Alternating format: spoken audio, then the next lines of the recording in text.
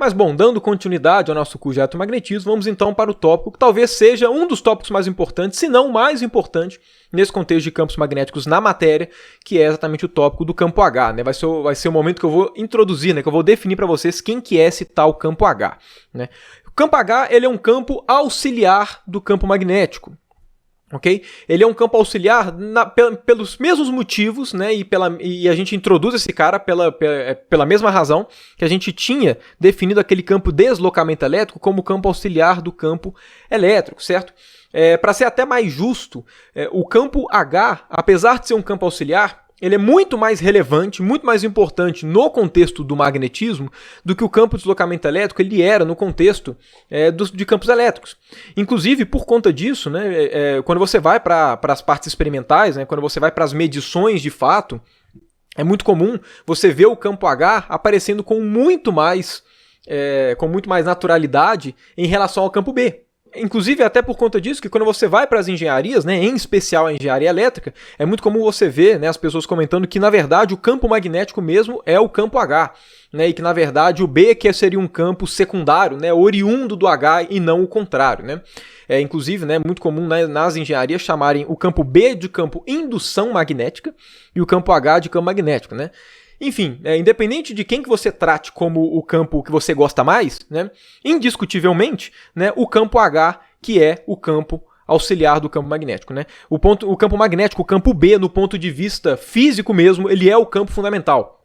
De forma que o H realmente que é o campo auxiliar e não o contrário. Né? Além disso, né, independente de quem é o auxiliar ou não, né, campo H é o campo H, o campo magnético é o campo B. Então, enfim, sempre tenha isso em mente, né? Sempre tome um cuidado para que você acabe não misturando qual campo é qual, dependendo do contexto que você está. Ok? Mas enfim, por que a gente vai definir um certo campo auxiliar, né, que é esse campo H, no contexto do magnetismo? A razão é análoga, né, como eu acabei de falar, ao motivo que a gente definiu o deslocamento elétrico lá no caso de campos elétricos na matéria. Né? Como eu comentei com vocês na última aula, né, quando a gente tem materiais quaisquer que estão com uma certa magnetização, eles produzem campo magnético, né, que a gente calculou através do potencial vetor. E eu comentei com vocês que esse cara daqui, né, o campo que ele gera pode ser descrito em termos daquelas densidades de magnetização, certo? Do K e do J. Então, toda vez que você vai calcular o campo magnético produzido, né, por um material magnetizado qualquer, você pode utilizar, né, o nosso contexto da magnetostática, tratando esse cara como se fosse originado por correntes. Da mesma forma que isso facilita, né, porque permite que a gente descreva novas coisas em termos das descrições que a gente já fez antes, isso gera uma dificuldade natural, certo? Qual dificuldade é essa? Quando a gente pega a nossa lei de Ampère, eu vou até aqui escrever em termos da forma diferencial, porque é mais adequado, né, quando a gente pega a nossa lei de Ampère, rotacional de B é igual a μ0J, esse J que aparece, ele é o J total, ok? Esse cara daqui, como eu comentei com vocês, ele aparece realmente como uma densidade de corrente mesmo, né, no nosso problema da magnetização. Por conta disso, quando a gente analisa situações que envolvam não somente cargas em movimento, né, correntes de fato que geram campos magnéticos, mas sim, quando a gente também leva em conta materiais que podem se magnetizar, esse J daqui, ele não é o J, né? Não é a densidade de corrente somente daquela densidade de corrente física, que é daquelas cargas em movimento.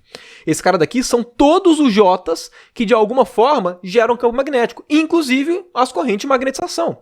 Por conta disso, quando a gente está em contextos, né, de campos magnéticos na matéria, esse nosso J daqui, ele compreende o J que eu vou chamar de JL, que são os Js livres, né, que são correntes geradas por movimentações de cargas livres mesmo, né, não são essas cargas de magnetização, né, mais o Jm, certo? Então, quando a gente vai escrever a lei de Ampère para esse tipo de situação, a gente tem que colocar todo o J, né, inclusive o J de magnetização. E por que isso dificulta o nosso problema? Porque o J de magnetização depende da magnetização.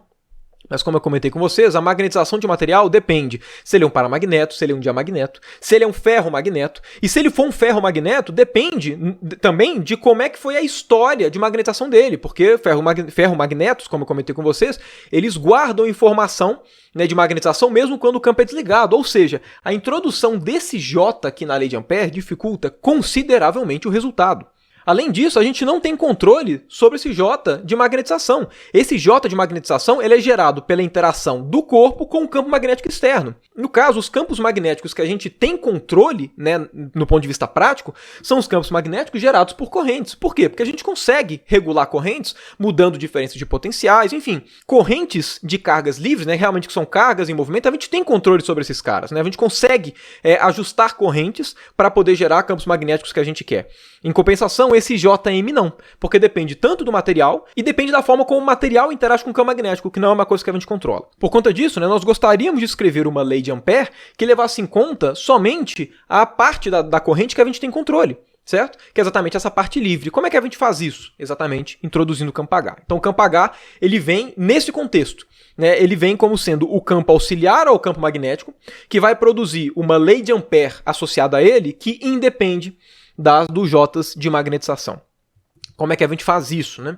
A gente faz isso da seguinte forma. Primeiro, né, a gente vai pegar e vai passar para o outro lado aqui o nosso μ0, ok? Então a gente vai pegar rotacional de B dividido por μ0. Né? Então 1 sobre μ0 rotacional de B, esse cara daqui vai ser igual ao quê? Vai ser igual a JL mais JM.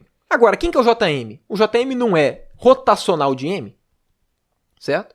A gente chegou nisso na última aula. Agora, olha só, rotacional de um lado, rotacional do outro. O que a gente pode fazer? Vamos colocar todo mundo, né, no mesmo lado da igualdade e fazer o rotacional de um conjunto só. Okay? Esse cara daqui, ele corresponde ao quê? Ele corresponde a rotacional de B dividido por μ0 menos M. Esse cara daqui vai ser igual ao nosso J livre. E a partir daqui, né, eu acho que deve ser claro para todo mundo qual vai ser a definição do H. Né? Nós definimos como H o campo auxiliar H, que recebe realmente esse nome, campo H, de 1 sobre μ0 vezes B menos a magnetização. Okay? A partir disso, né, a lei de Ampère associada a esse cara vai ser o quê? Vai ser rotacional de H é igual a J livre. Isso aqui, claro, na forma diferencial. Né? Nós podemos também, obviamente, calcular como é que vai ser, né, a nossa definição do campo H, a gente pode escrever ela em termos da forma integral. Como é que a gente faz isso? Né? A gente vai supor que a gente tem aqui uma certa região do espaço que possui um certo campo H, certo? Então está aqui, né, enfim, está aqui o nosso campo H, tudo certo. O que a gente vai fazer? A gente vai escolher um caminho qualquer nesse espaço. Okay? Vamos supor que eu escolha este caminho C. Esse caminho C, né, ele delimita, ele define uma certa superfície, né, que é a superfície, no caso define várias superfícies, né, mas vamos pegar uma superfície qualquer, que é a superfície na qual o bordo dela, né, ou seja, vamos pegar esse cara daqui, o S, de forma que esse C seja a borda do S, e o que eu vou fazer vai ser o fluxo nessa superfície S em ambos os lados aqui da igualdade. Por quê? Porque o lado esquerdo é um vetor, o lado direito é um vetor, então eu posso fazer o fluxo desses vetores através dessa superfície S genérica, né, que também define essa curva daqui. Então, né, o que a gente vai obter aqui vai ser o quê? Vai ser, né, integral, né, vai ser fluxo do rotacional de H, então fluxo do rotacional de H dA. Esse cara aqui vai ser igual ao quê? Vai ser igual a isso tudo aqui nessa superfície S. Né? Esse aqui vai ser igual ao quê? Vai ser igual ao fluxo, né, de J livre, né, dA, nessa superfície. Agora, pelo teorema de Stokes, quanto é que vale esse cara daqui? Esse cara daqui vai valer integral no caminho fechado, né, nessa curva daqui específica. Okay? Integral nessa curva na qual o bordo, né, enfim, nessa curva que corresponde, né, ao bordo desse S, de quê? De H dL. E esse cara daqui vai ser igual ao quê? Ele vai ser igual a corrente livre dentro, né, desse caminhozinho daqui, ok? A partir disso, né, nós temos que integral de H dL em qualquer caminho C fechado vai ter que ser igual ao quê? Vai ter que ser igual a corrente livre dentro do caminho.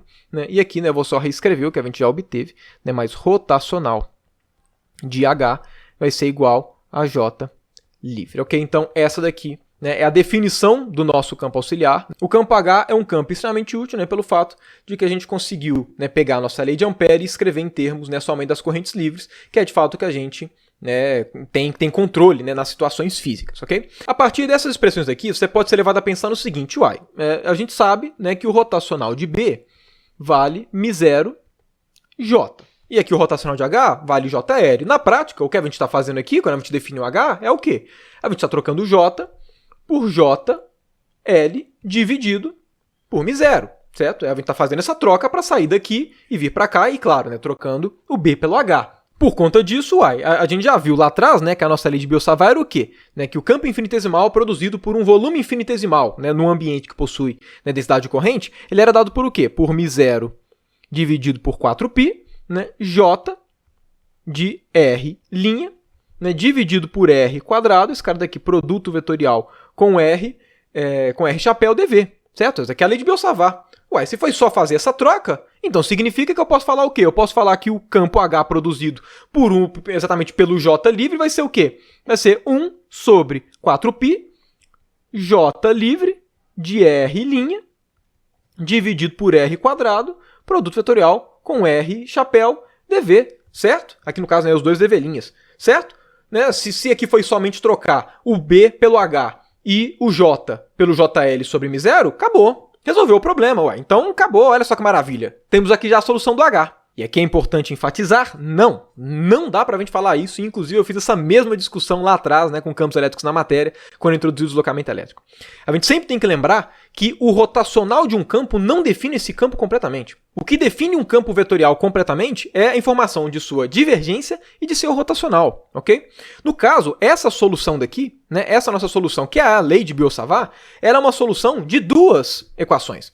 Do rotacional de B é igual a μ0J e do divergente de B é igual a 0, certo? Essas duas expressões retornam esse cara daqui. Se a divergência de H também for igual a 0, aí beleza. Aí realmente é só trocar o B pelo H e o J a gente troca por JL dividido por μ0. E aí a gente cai naquela solução, beleza. Mas a gente só pode falar isso nas situações em que a divergência do H é igual a 0. E vem a pergunta, a divergência de H é igual a 0? E a resposta é não, ok? Pode ser que seja? Pode ser, né? Podem ter situações em que a divergência de H é igual a 0. Mas, de maneira geral, ela não é igual a 0.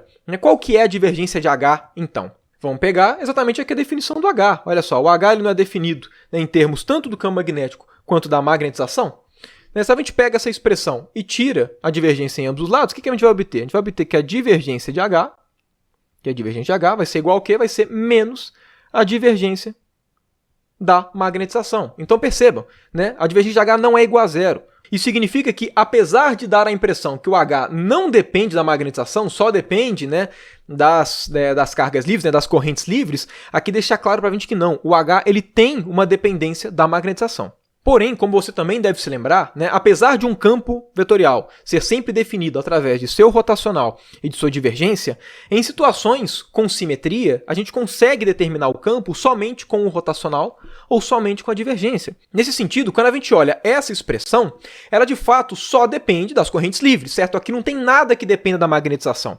E a gente sabe que, dependendo do grau de simetria do sistema, essa equação somente consegue passar para a gente qual que vai ser o campo H. Afinal de contas, essa daqui é exatamente a lei de Ampère, trocando o B pelo H e trocando μ0, corrente que passa dentro, por corrente livre que passa dentro.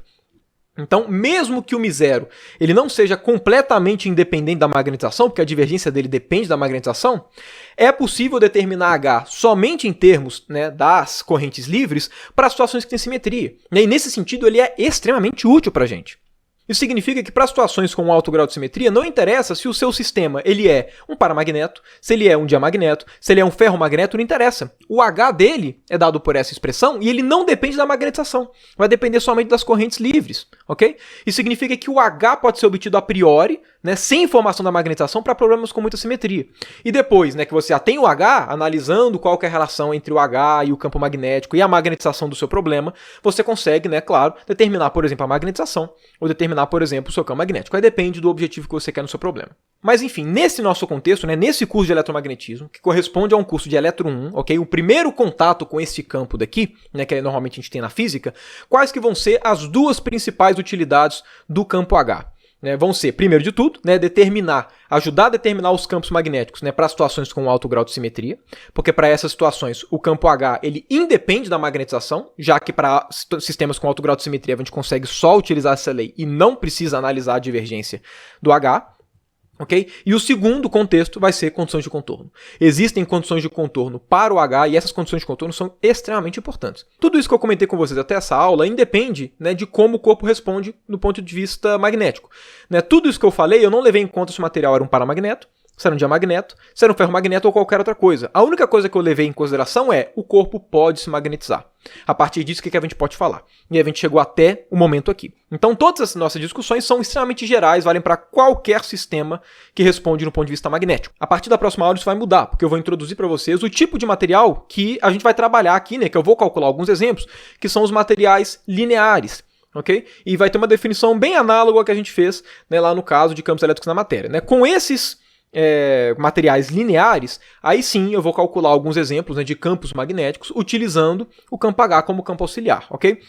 Aqui segue aquele mesmo raciocínio realmente no caso de campos elétricos na matéria. Né? A gente consegue determinar o campo H, né, para situações com alto grau de simetria de maneira bem geral, mas quando a gente vai determinar realmente o campo magnético através dele, a gente precisa saber qual que é o nosso tipo, qual que é o tipo de corpo que a gente está trabalhando. Então, definindo o tipo de material que a gente vai trabalhar, né, nos exemplos que eu vou calcular com vocês, eu vou calcular tanto o campo H e depois mostrar como é que faz, né, para a gente obter o campo magnético através do campo H, né, já que, na verdade, né, como eu comentei com vocês, o campo H, né, ele é de fato, né, um campo auxiliar do campo magnético.